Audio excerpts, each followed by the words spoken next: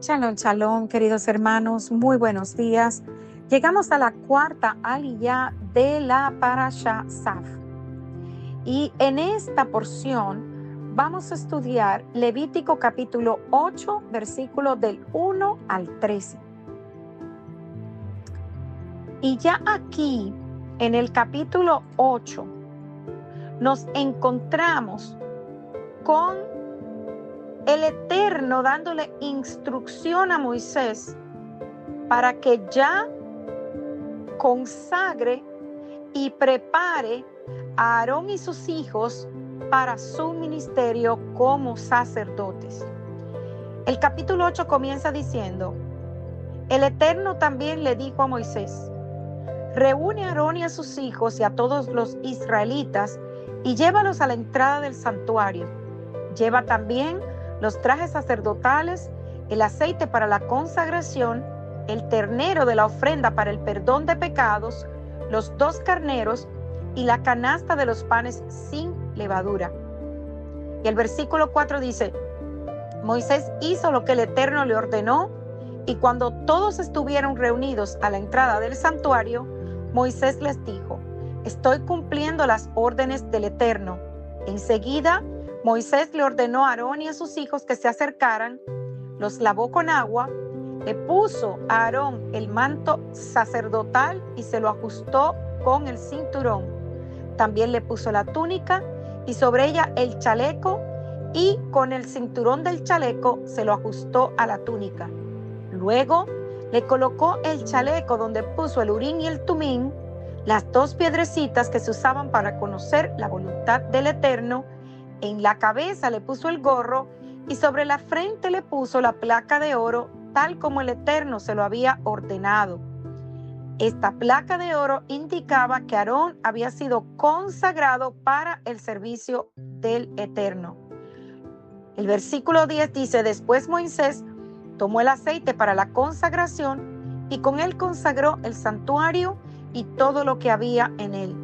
Consagró además el altar y todos sus utensilios, y también el recipiente de bronce y su base. Para consagrar el altar, derramó aceite sobre él 7 veces. Luego derramó aceite sobre la cabeza de Aarón, y así lo consagró como sacerdote.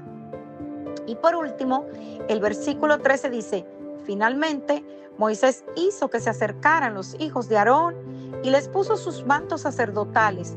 Se los ajustó con sus cinturones y les puso los gorros, tal como el Eterno se lo había ordenado. Y hermanos, esto nos enseña el protocolo de las ceremonias y los rituales que el Eterno le dio a Moisés para la consagración del sacerdote. El sacerdocio israelita era el guardián y la autoridad de la Torá, la palabra del Eterno. Era su deber instruir al pueblo en la santidad y mantener un ojo vigilante sobre el pueblo para que no se extraviara, para asegurarse de que nada impuro o común entrara en contacto con lo santo. ¿Por qué? Porque ellos entendían que la impureza, el pecado, hacían que la presencia del Eterno se fuera del lugar santísimo. Y llevar a cabo los rituales que menciona la Torá no era más que una parte de sus deberes como siervos del Eterno. El Eterno estaba estableciendo una dinámica que estaba en total contraste con las religiones falsas del mundo, y estaba estableciendo su sistema puro. Los sacerdotes eran sus siervos, servían tanto al Eterno como al pueblo. Ellos servían al pueblo oficiando los rituales de sacrificio que el pueblo había sido instruido por el Eterno a realizar para mantener una buena relación con Él. También realizaban rituales que eran en nombre y para el beneficio de la nación de Israel en conjunto.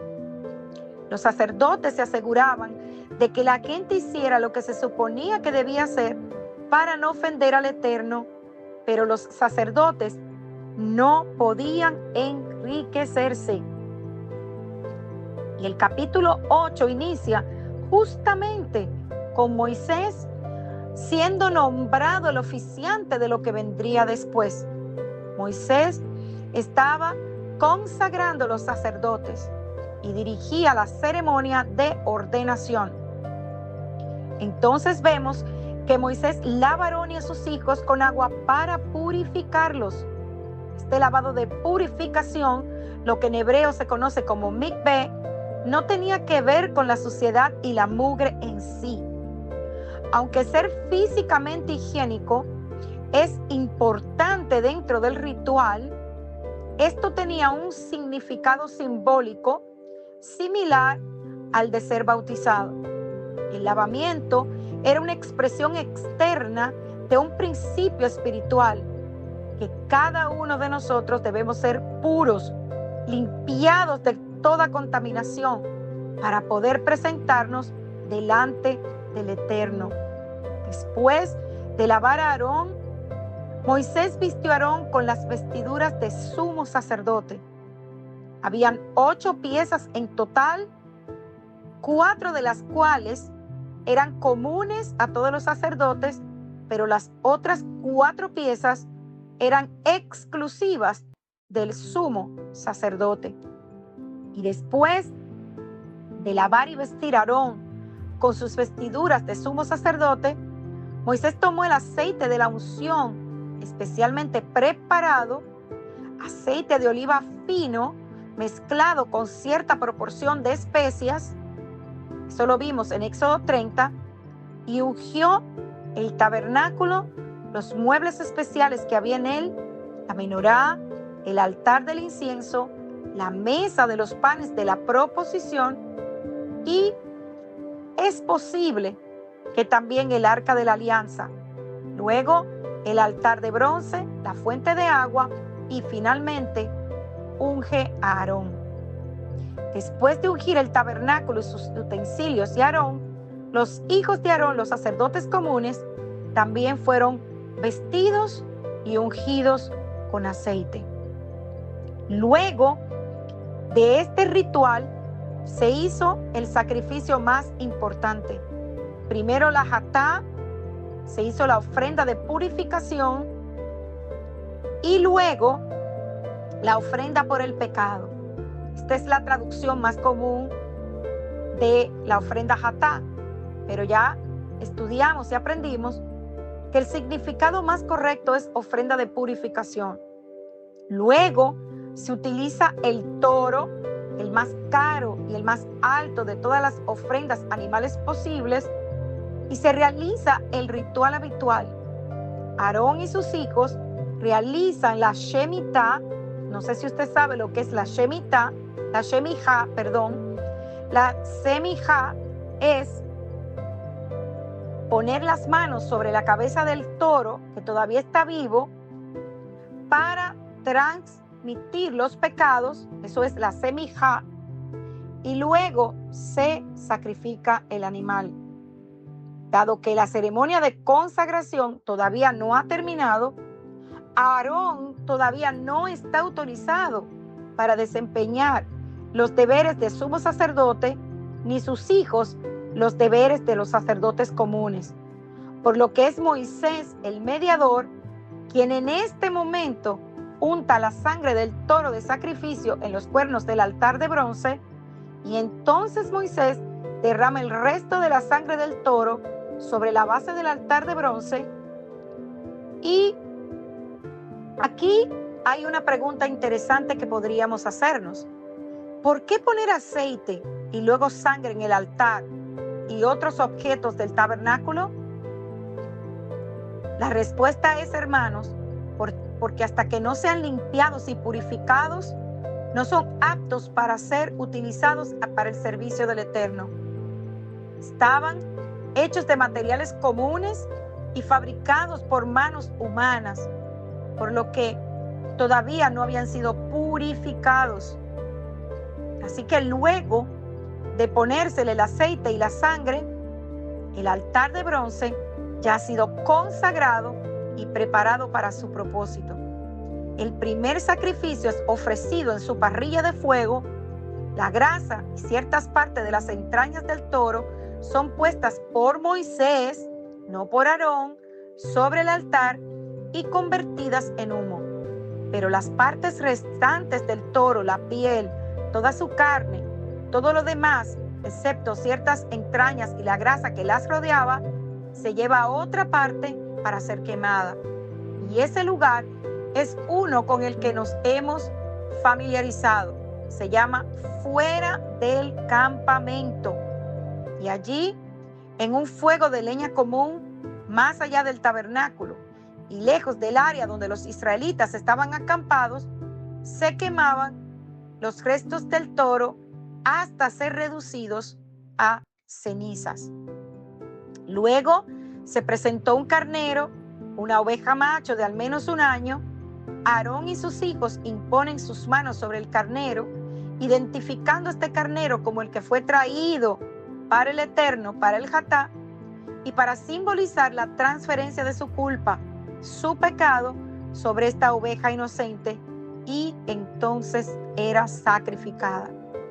La sangre de los carneros se recoge, se salpica en todos los lados del altar de bronce, y luego, a diferencia del toro, la cabeza, la carne, las entrañas, la grasa de los carneros, prácticamente todo el carnero se quema. Se nos recuerda una vez más el propósito de la quema, que es crear humo. Toda la Torá es una instrucción, porque el Eterno está instruyendo a su pueblo en cómo debemos acercarnos a Él y cómo crear humo que sea fragancia adorable para Él. Después del sacrificio del carnero, se adelanta otro segundo carnero y Aarón y sus hijos realizan la semijá, pero ahora el ritual cambia. Moisés toma un poco de la sangre de este carnero y la unta en la oreja derecha, el pulgar derecho y el dedo gordo del pie derecho de Aarón. ¿Cuál es el significado de esto?